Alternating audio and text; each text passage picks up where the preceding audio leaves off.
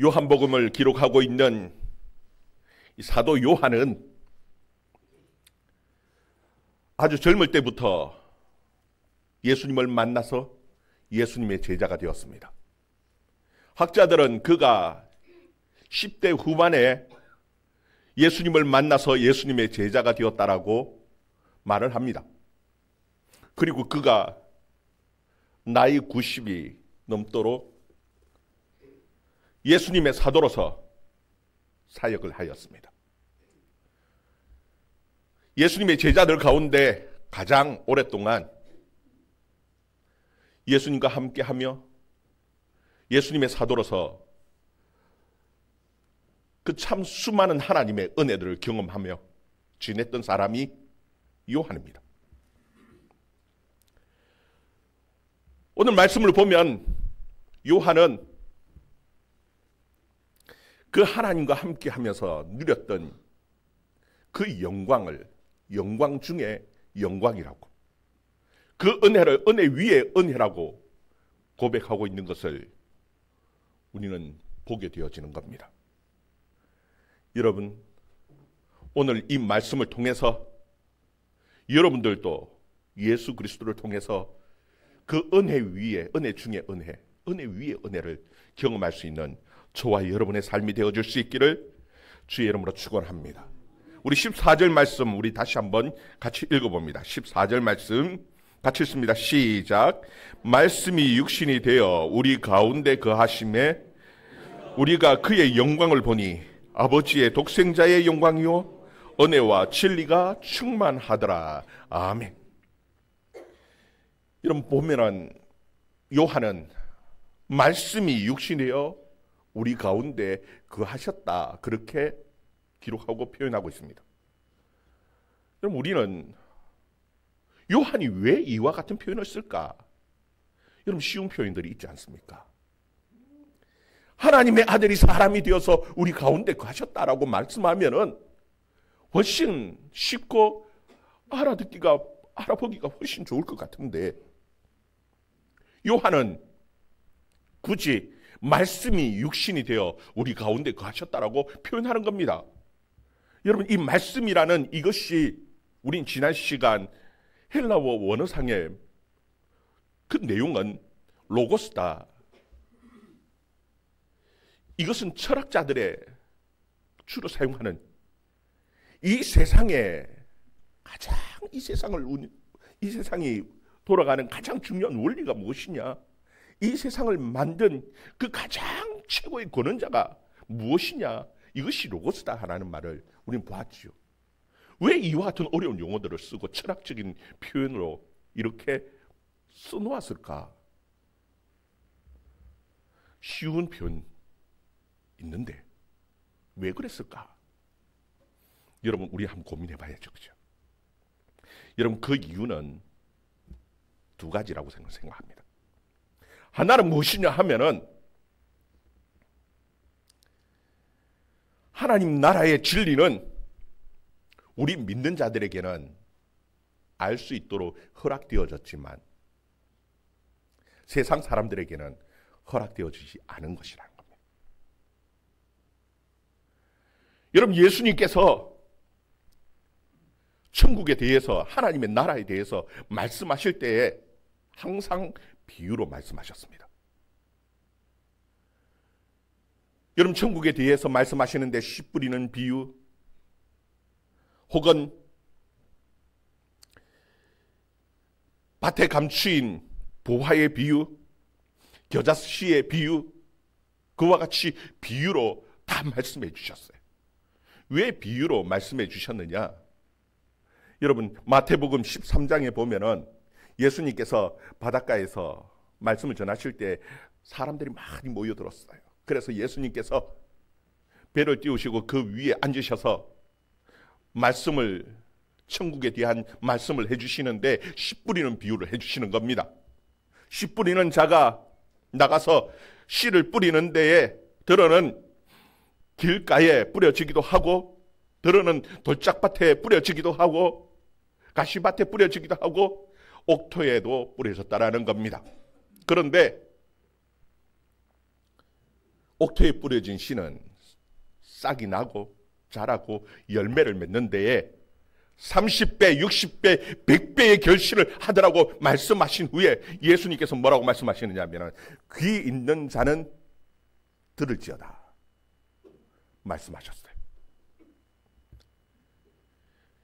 예수님의 제자들이 궁금했습니다. 왜 예수님 쉽게 설명해 주시면 되는데 왜 비유로 말씀해 주십니까?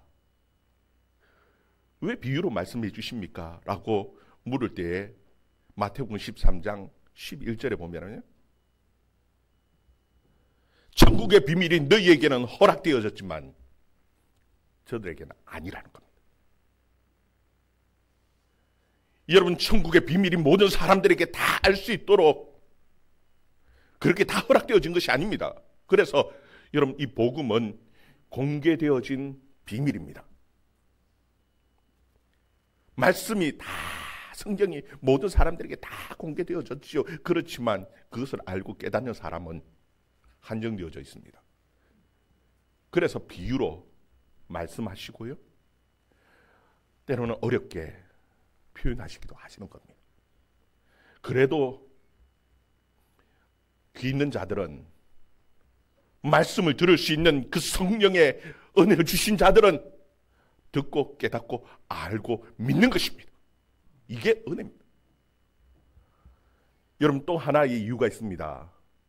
그게 무엇이냐 하면요, 여러분, 이 요한은 이 말씀을 기록할 때에 요한은 예수님을 직접 만났고 예수님과 함께 지내면서 예수님을 경험했던 사람이지요. 그렇지만 이 복음의 말씀, 요한 복음을 읽는, 이 복음의 말씀을 읽는 사람들은요, 예수님을 직접 만나본 적이 없는 사람들입니다.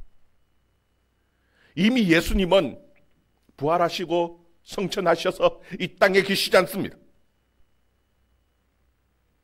그럼에도 불구하고 그들이 예수님을 만나고 예수님을 경험하고 예수님과 함께 지내고 함께 거하면서, 예수님 안에 거하면서 요한이 누렸던 그 똑같은 그 은혜 위에 은혜를 경험할 수 있다는 겁니다.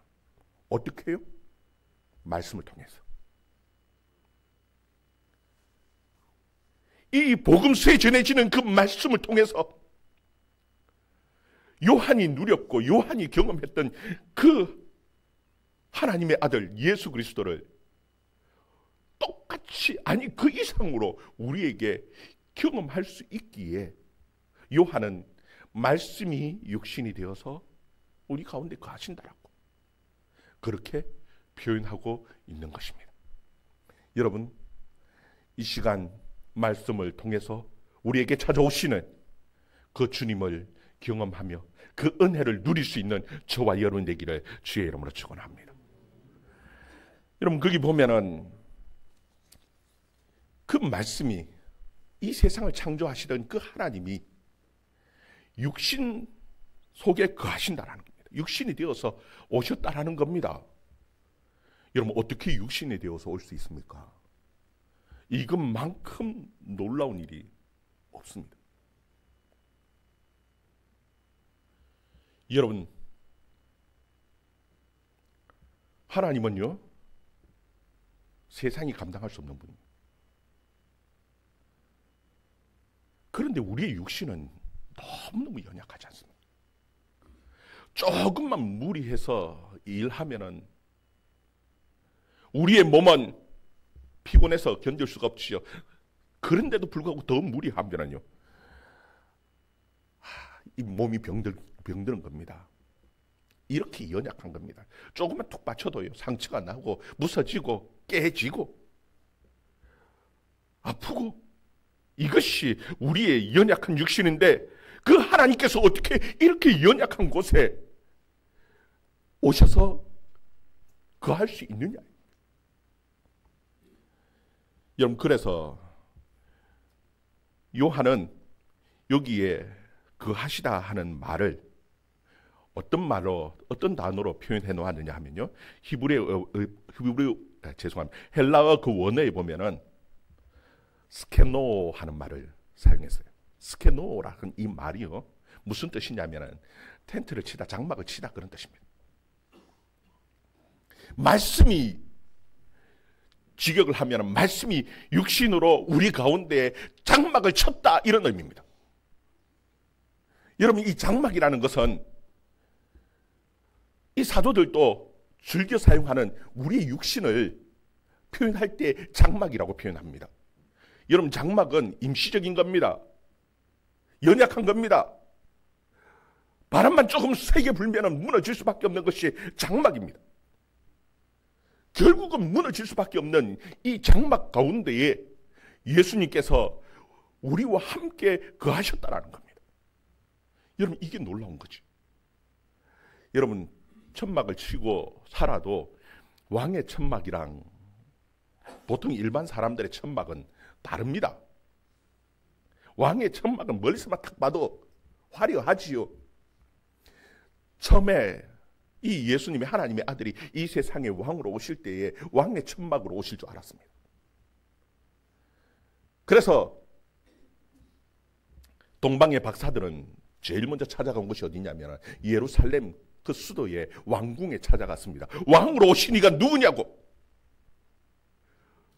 정말 화려하게 왕으로 오실 줄 알았습니다. 그런데 웬걸요, 예수님께서 이 땅 가운데 장막으로 오셨는데 어디에서 오셨느냐 하면요, 가장 낮고 낮은 작은 베들레헴이라는 그 동네의 마구간에 구유에 누이셨던 분이 바로 예수님이셨습니다.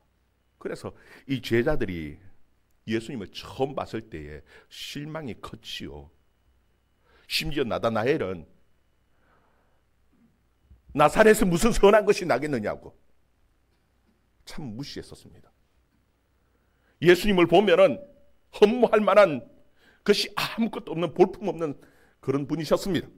그런데 여러분, 막상 그 예수님과 함께 거하면서요, 예수님 속에 있는 그 영광을 봤어요. 오늘 보면은 이 요한은 그 예수님 가운데 있는 그 영광을 뭐라고 표현합니까? 14절 그 하반절에 보면은 우리가 그의 영광을 보니 아버지의 독생자의 영광이요 은혜와 진리가 충만하더라, 그렇게 표현하고 있습니다. 여러분, 아버지 품에 있는 그 독생자의 아들의 그 영광, 그 귀하고 귀한 그 독생자의 영광이 누구의 영광이냐 하면은 바로 우리 예수 그리스도의 영광이라는 겁니다. 여러분, 성전을 만들기 전에, 솔로몬이 성전을 만들기 전에 하나님께서는 그 이스라엘 백성들에게 성전을 만들게 하셨는데 멋있는 큰 돌로 대리석으로 만든 그런 성전이 아니었습니다. 무엇을 만들게 하셨느냐 하면은요, 장막을 만들게 하셨습니다. 천막을 만들게 하셨어요. 하나님께서 너희들 가운데에 거하겠다라고 가장 먼저 만들게 하신 것은 천막이었습니다. 여러분, 그 천막은요, 끝에 무슨 가죽으로 만들었냐 하면은 그 해달의 가죽으로 만들어 놓았어요. 이 해달의 가죽은 시커먼 볼품없는 그런, 물론 방수하기 위해서 그런 용도로도 해달의 가죽을 만들었겠지요. 보면은 아무 볼품없는, 정말 보잘것없는 그런 천막이었습니다. 그런데 막상 그 성전의 그 장막 속에 들어가면은요, 그 안에는 화려한 실로 수를 놓은 천사들이 수놓아져 있고요, 금으로 다 장식되어져 있고요, 거기 사용하는 모든 기구들이 금으로 만들어져 있어요. 막상 그 성전 속에 들어갔더니 그 영광이 얼마나 화려하고 놀라운지요. 이것이 우리 예수 그리스도의 영광이었어요. 이게 그 은혜였습니다. 그리고 그 가운데 진리가 충만하더라, 그렇게 말씀합니다. 여러분, 영광만 있는 것이 아니고 또 무엇이 충만했다고요? 은혜와 진리가 충만하더라. 여러분, 제자들이 예수님을 만났을 때 느낀 것은 크게 두 가지입니다. 하나는 예수님은 다 아시더라는 겁니다. 무엇을요? 내 속에 있는 것, 내 형편 처지들을, 모든 것을 다 알고 계시는 분이 우리 예수님이셨어요. 예수님께서 시몬 베드로를 만나셨습니다. 원래 이름 시몬이에요. 그런데 그 시몬을 만나자마자 예수님께서 하신 말씀이 너가 시몬이냐? 너가 베드로가 되리라. 여러분, 베드로는 반석입니다. 이때까지 그는 갈대처럼 갈피를 잡지 못하고 마음이 우왕좌왕하며 살아왔던 그 인생이었습니다. 여러분, 대단히 거칠고 와일드하면서도 굳건한 사람 같아 보이지만요, 사실은 베드로는 참 마음 갈피를 못 잡는 그런 연약한 사람이었음을 우린 성경을 보면 압니다. 큰소리 뻥뻥 치지요. 내가 주님을 사랑합니다. 죽는 자리까지 내가 주님을 따라가겠습니다. 큰소리 쳤는데 그 잠시 몇 시간 지난 뒤에 뭐라고 얘기합니까? 나는 주님 모릅니다. 예수님 모릅니다. 심지어 부인할 뿐만 아니라 저주까지 한 사람이 바로 이 베드로입니다. 그리고는요, 마음이 얼마나 무너지고 낙심되어져 버렸는지 부활하신 예수님을 만났는데도 기쁘지 않습니다. 나는 물고기 잡으러 간다 하고 가장 먼저 떠난 사람이 누구냐 하면 이 베드로입니다. 그런데 예수님께서 그 마음을 잡아주시고 반석같이 만들어주셨어요. 그의 마음을 가장 잘 아는 분이 누구냐 하면요, 예수님입니다. 예수님의 제자 가운데 나다나엘이 있습니다. 이 나다나엘은 빌립이 가서 전도를 했어요. 내가 메시아를 만났다, 가서 와보자. 그가 나사렛 사람이라고 얘기했더니 탁 하는 말이요, 나다나엘이 하는 말이 나사렛에서 무슨 선한 것이 나겠느냐 하면서 무시해버렸습니다. 그런데 예수님이 그 나다나엘을 찾아오셨어요. 하시는 말씀이, 너가 무화과 나무 아래에 있을 때 내가 너를 보았다. 이 말을 들을 때 나다나엘이 탁 고백하는 말이 뭔 줄 압니까? 당신은 하나님의 아들이시오. 우리의 임금입니다. 왠 줄 압니까? 이 나다나엘이 무화과 나무 아래에서 무엇을 했는지 아무도 모릅니다. 아무도 못 봤습니다. 그래서 성경에 무슨 내용이, 무슨 고민을 했는지, 무슨 일이 있었는지 기록하지 않아요. 그런데 아마 참 하나님의 나라에서 대해서 많은 고민들을 했을 것 같아요. 그런데 하나님께서는 그 무슨 고민을 하고 무슨 생각을 하고 있었는지 안다라는 겁니다. 내가 보았다라는 겁니다. 여러분, 우리의 마음, 우리의 힘든 것, 우리의 모든 형편 처지를 누가 아시느냐 하면은 우리 주님이 아시는 분이십니다. 내 아픈 것, 내 힘든 것, 내 고민스러운 것 다 아시는 분이 누구냐 하면은 우리 주님이라는 거예요. 제자들이 그 주님을 만나면서 느끼는 가장 큰 그 중에 하나가 바로 내 모든 형편을 아시는 분이라는 거예요. 그런데 여러분, 알면은 좋습니까? 때로는 부담스럽습니다. 왠 줄 압니까? 내가 다 알아도 내가 도와줄 수 있는 내 능력이 안 되고 힘이 안 되면은 솔직히 아는 것이 때로는 크게 부담스러울 때가 있어요. 그런데 예수님은 아니라는 겁니다. 모든 것을 도와줄 수 있는 모든 능력이 충만하신 분이 우리 주님이십니다. 그래서 예수님께서는 뭐라고 말씀하신 줄 압니까? 수고하고 무거운 짐진 자들아, 다 내게로 오라. 도와줄 능력이 없으면 이런 선포를 할 수가 없습니다. 여러분, 그래서 은혜라는 겁니다. 여러분, 이 은혜라는 말은 그야말로 받을 자격이 없는 자에게 거저 주는 것이, 이것이 은혜입니다. 받을 자격이 없는 자들에게 그냥 거저 주는 거예요. 공짜로 거저 주는 것을 은혜예요.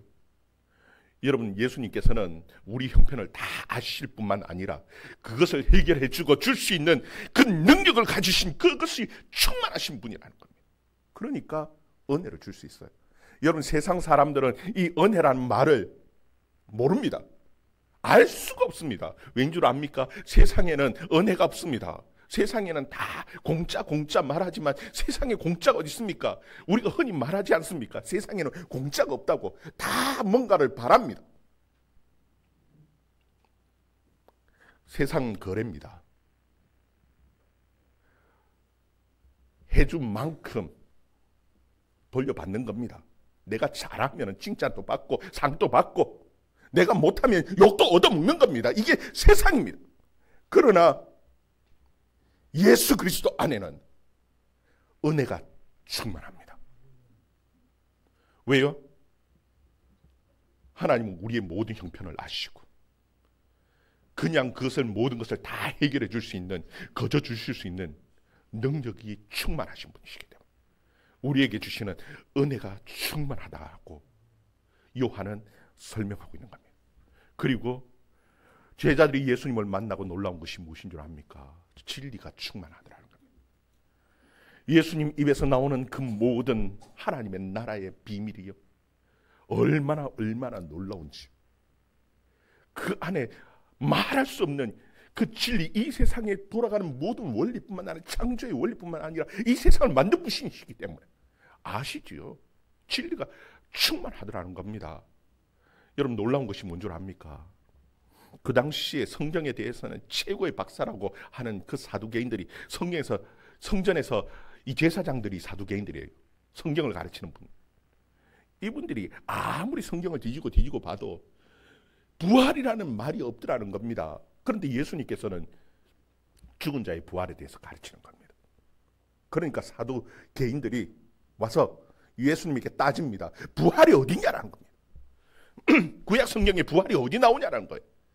그때 예수님께서 놀라운 진리의 말씀을 해주셔요. 그게 무엇이냐면, 하나님은 아브라함의 하나님이시고 이삭의 하나님이고 야곱의 하나님이라는 겁니다. 그러면서 예수님이 하시는 말씀이, 하나님에게는 아브라함도 살아있고 이삭도 살아있고 야곱도 살아있다는 겁니다. 여러분, 이미 죽고 없어졌으면 내가 아브라함의 하나님이고 내가 이삭의 하나님이고 야곱의 하나님이라는 것은 아무 쓸데없는 얘기입니다. 이 찬송가가 내 것이라고 말을 하는데 이게 내가 잊어버리고 없어져 버렸습니다. 아니면 태워져 없어져 버렸습니다. 그런데 내가 찬송가가 내 주인이, 내가 그 찬송가의 주인이 무슨 의미가 있습니까?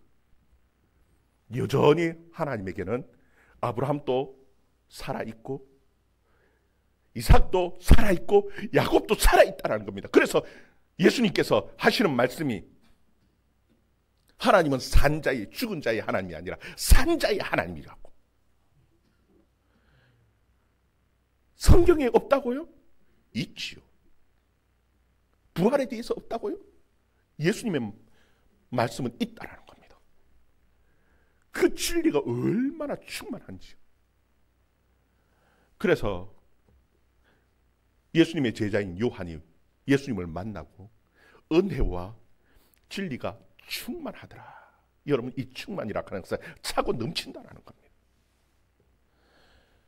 여러분, 얼마나 은혜와 진리가 충만한지요. 예수님에게서 은혜가 진리가 충만하면은 그게 나하고 무슨 상관이냐고 문제죠. 예수님은 그렇다 쳐.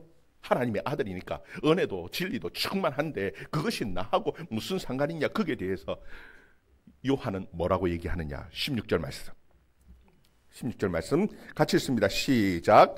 우리가 다 그의 충만한 데서 받으니 은혜 위에 은혜로라. 아멘. 예수님께서 충만하기 때문에 그 충만한 데서 우리가 다 받아 누린다라는 겁니다.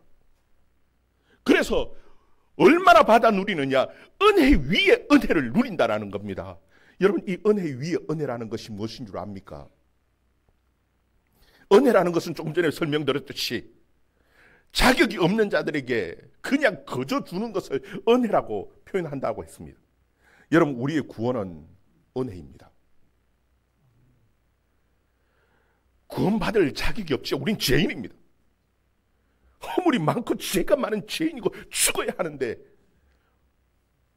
생명으로 살려놓으셨습니다. 하나님의 자녀가 되었습니다. 은혜지요. 여러분, 그것만이 은혜입니까? 제가 구원받은 것뿐만 아니라 하나님께서 나를 불러서 목사, 여러분을 장로, 권사, 집사로 하나님의 동역자로 부른 것은요, 은혜 위에 은혜입니다. 자격이 있어서 제가 목사 되온 줄 압니까? 천만에요. 정말 그 가운데서 은혜 위에 은혜가 뭔 줄 압니까?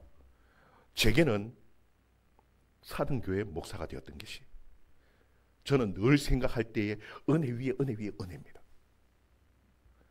왠 줄 압니까? 여러분, 저는 정말 참 잘하는 것이 없는 사람이었어요. 저는 어디 가서 제가 설교 잘한다고 자랑한 적이 없습니다. 왠 줄 압니까? 제가 제 자신을 알거든. 지금도 여전히 남들 앞에, 우리 교인 앞에서야 큰 소리 뻥뻥 치는 것 같지만요, 다른 낯선 교회 가면은요, 주눅 들어서 못하는 사람은 제 성격이 그래요. 그래서 여전히 지금도 뭐 울산이나 대구나 부산에서 와서 설교해달라는 데가 있기는 있어요. 그런데 그때마다 저는 거절해요. 왜냐하면 아직까지 자신이 없었어. 나가서 막 특별 집회를 하고 부흥회를 하고 못합니다. 저는 해달라 하면은 온갖 핑계를 대고 사실 잘 안 나가요. 한 번도 나간 적이 없어요. 왜냐하면은 제 자신을 알거든요. 그런데 감사한 게 무엇이냐 하면은요, 우리 장로님 권사님들이 목사님 설교 최고예요 그래요. 진짜 제가 최고라서 최고겠습니까? 진짜 은혜가 뭐냐 하면은요, 그래도 못난 목사인데 최고로 봐주는 교인, 그들과 함께 목회하고 있다라는 이것이요, 제게는 은혜 중에 은혜 위에 은혜입니다. 이것만큼 더한 하나님의 은혜가 어디 있습니까? 요한은요, 그 하나님의 은혜를 경험하면서 하나님의 은혜가 충만한데 그 은혜 위에 은혜를 누리고 살아간다라는 겁니다. 여러분, 하나님을 우리가 어떻게 합니까? 우리 17절 18절 말씀, 17절 18절 말씀 같이 읽습니다. 시작. 율법은 모세로 말미암아 주어진 것이요 은혜와 진리는 예수 그리스도로 말미암아 온 것이라. 본래 하나님을 본 사람이 없으되 아버지 품속에 있는 독생하신 하나님이 나타내셨느니라. 아멘.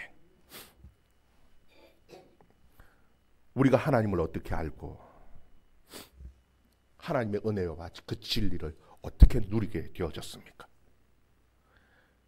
말씀인 예수 그리스도께서 이 세상에 오셨습니다. 하늘의 모든 복과 모든 좋은 것들, 하나님의 나라를 이 땅에 가지고 오신 분이 예수 그리스도예요. 여러분, 지금도 여전히 우리는 예수 그리스도를 통해서 하나님을 압니다. 어떻게 압니까? 말씀으로 우리에게 오셨기 때문에. 그 말씀을 통해서 우리가 하나님의 나라를 알고, 그 말씀을 통해서 하나님이 우리에게 주시는 그 모든 축복을 누리는 겁니다. 여러분, 요한이 누렸던 그 은혜 위에 은혜를 저도 여러분도 함께 누리며 살아갈 수 있는, 그 복을 함께 누리며 살아갈 수 있는, 그 영광을 함께 누리면서 살아갈 수 있는 저와 여러분의 삶이 되어줄 수 있기를 주의 이름으로 축원합니다. 기도하겠습니다.